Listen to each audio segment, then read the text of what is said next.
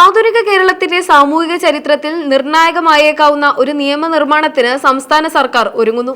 കാലങ്ങളായി ചർച്ചകളിൽ മാത്രം ഒതുങ്ങി നിന്ന അന്ധവിശ്വാസ നിരോധന ബിൽ കൂടുതൽ കർശനമായ വ്യവസ്ഥകളോടെ 2026 യാഥാർത്ഥ്യമാകാൻ പോകുകയെന്നതാണ് പുറത്തുവരുന്ന റിപ്പോർട്ടുകൾ.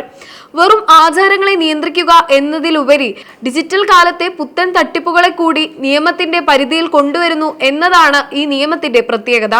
കേരളത്തിൽ നരബലി ഉൾപ്പെടെയുള്ള ക്രൂരമായ അനാചാരങ്ങൾ വീണ്ടും റിപ്പോർട്ട് ചെയ്യപ്പെട്ട സാഹചര്യത്തിലാണ് ശക്തമായ ഒരു നിയമത്തിന്റെ ആവശ്യകത ഉയർന്നു വന്നത്.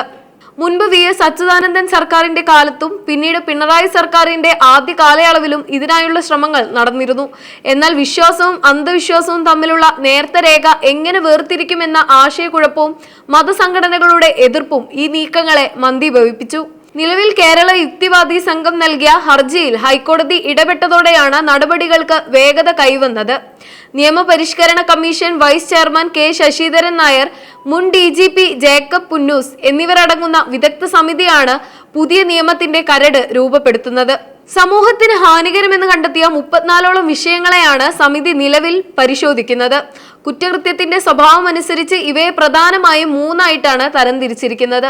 ഇതിൽ ഗുരുതരമായ കുറ്റകൃത്യങ്ങൾ എന്ന വിഭാഗത്തിൽ ജീവന് ഭീഷണിയാകുന്ന നരബലി, ആചാരങ്ങളുടെ പേരിൽ ശരീരത്തിൽ മുറിവുകളോ പൊള്ളലോ ഏൽപ്പിക്കുക, ശ്വാസം മുട്ടിക്കുക തുടങ്ങിയ ശാരീരിക പീഡനങ്ങൾ, കൂടാതെ പൂജകളുടെയോ രോഗശാന്തിയുടെയോ മറവിൽ നടത്തുന്ന ലൈംഗിക അതിക്രമങ്ങൾ എന്നിവ ഉൾപ്പെടുന്നു. രണ്ടാമത്തെ വിഭാഗമായ മിതമായ കുറ്റകൃത്യങ്ങളിൽ ബാധയൊഴിപ്പിക്കലിന്റെ പേരിൽ നടത്തുന്ന മർദ്ദനമുറകൾ, ശാസ്ത്രീയ ചികിത്സ നിഷേധിച്ച് മന്ത്രവാദത്തിലൂടെ അസുഖം മാറ്റാമെന്ന് വിശ്വസിപ്പിക്കൽ, വ്യക്തികളെ വശപ്പെടുത്താൻ ലഹരി വസ്തുക്കൾ നൽകുക തുടങ്ങിയ ശാരീരികവും മാനസികവുമായ പീഡനങ്ങളാണ് വരുന്നത്. മൂന്നാമതായി ആധുനിക കാലത്ത് വലിയ വെല്ലുവിളിയായ സാമ്പത്തിക ചൂഷണങ്ങളെയാണ് നിയമം ലക്ഷ്യം വെക്കുന്നത്.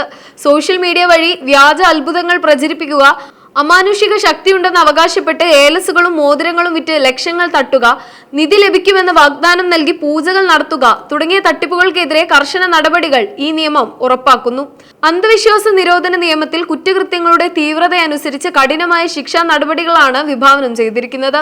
നരബലി, കൊലപാതകം തുടങ്ങിയ അതീവ ഗുരുതരമായ കുറ്റകൃത്യങ്ങളിൽ ഏർപ്പെടുന്നവർക്ക് ഭാരതീയ ന്യായ സംഹിത പ്രകാരം ജീവപര്യന്തം തടവോ വധശിക്ഷയോ വരെ ലഭിക്കാം. കൂടാതെ ആചാരങ്ങളുടെ പേരിൽ കടുത്ത ശാരീരിക പീഡനം നടത്തുന്നവർക്ക് 7 മുതൽ 10 വർഷം വരെ തടവും പിഴയും ലഭിക്കാവുന്നതാണ്.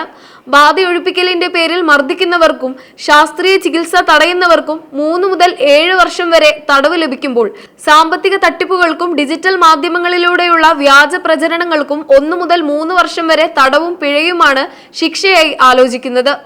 മിക്ക അനാചാരങ്ങളെയും ജാമ്യമില്ലാ വകുപ്പുകളിൽ ഉൾപ്പെടുത്താനും കുറ്റവാളികളിൽ നിന്ന് ഈടാക്കുന്ന പിഴത്തുക ഇരകൾക്ക് നഷ്ടപരിഹാരമായി നൽകാനും കേസുകൾ വേഗത്തിൽ തീർപ്പാക്കാൻ ഫാസ്റ്റ് ട്രാക്ക് കോടതികൾ സമീപിക്കാനും ഈ നിയമം ലക്ഷ്യമിടുന്നു.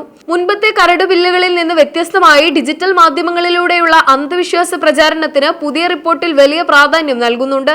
ഇൻസ്റ്റഗ്രാം, ഫേസ്ബുക്ക്, യൂട്യൂബ് തുടങ്ങിയ പ്ലാറ്റ്ഫോമുകൾ വഴി അത്ഭുത രോഗശാന്തി അവകാശപ്പെടുന്ന വീഡിയോകൾ പങ്കുവെക്കുന്നവർക്കും അത് പ്രൊമോട്ട് ചെയ്യുന്നവർക്കും ഈ നിയമം വിനയാകും.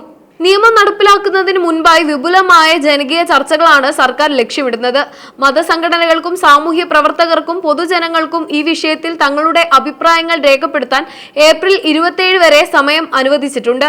വിശ്വാസ സ്വാതന്ത്ര്യത്തെ ബാധിക്കാതെ എങ്ങനെ അന്ധവിശ്വാസങ്ങളെ നിയന്ത്രിക്കാം എന്നതിലാണ് സമിതി പ്രധാനമായും ശ്രദ്ധ കേന്ദ്രീകരിക്കുന്നത്.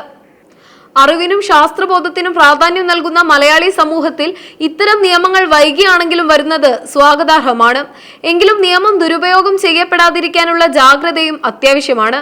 അന്ധവിശ്വാസങ്ങൾക്കും തട്ടിപ്പുകൾക്കും ഇരയാകുന്ന പാവപ്പെട്ട ജനവിഭാഗങ്ങളെ സംരക്ഷിക്കുക എന്ന വലിയ ലക്ഷ്യമാണ് ഇതിന് പിന്നിലുള്ളത്.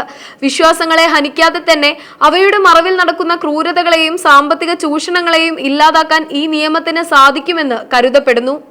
പൊതുജനങ്ങളിൽ നിന്നും മതസംഘടനകളിൽ നിന്നും ലഭിക്കുന്ന നിർദ്ദേശങ്ങൾ കൂടി പരിഗണിക്കുന്നതോടെ വരും വർഷങ്ങളിൽ കേരളത്തിന്റെ സാമൂഹിക അന്തരീക്ഷത്തിൽ വലിയ മാറ്റങ്ങൾ കൊണ്ടുവരാൻ അന്ധവിശ്വാസ നിരോധന നിയമം 2026 കഴിയുമെന്ന് പ്രത്യാശിക്കാം. നിയമപരിഷ്കരണ commission vice chairman K Sasidharan Nair, മുൻ DGP ജേക്കബ് പുന്നൂസ് എന്നിവരടങ്ങുന്ന സമിതിയുടെ നേതൃത്വത്തിൽ അന്ധവിശ്വാസ നിരോധന നിയമ ബിൽ ഇപ്പോൾ അന്തിമഘട്ടത്തിലേക്ക് നീങ്ങുകയാണ്. ഇരുളടഞ്ഞ ആചാരങ്ങളിൽ നിന്ന് അറിവിന്റെ വെളിച്ചത്തിലേക്കുള്ള ഈ മാറ്റം നവകേരള നിർമ്മിതിയിൽ ഒരു നാഴികക്കല്ലാകും.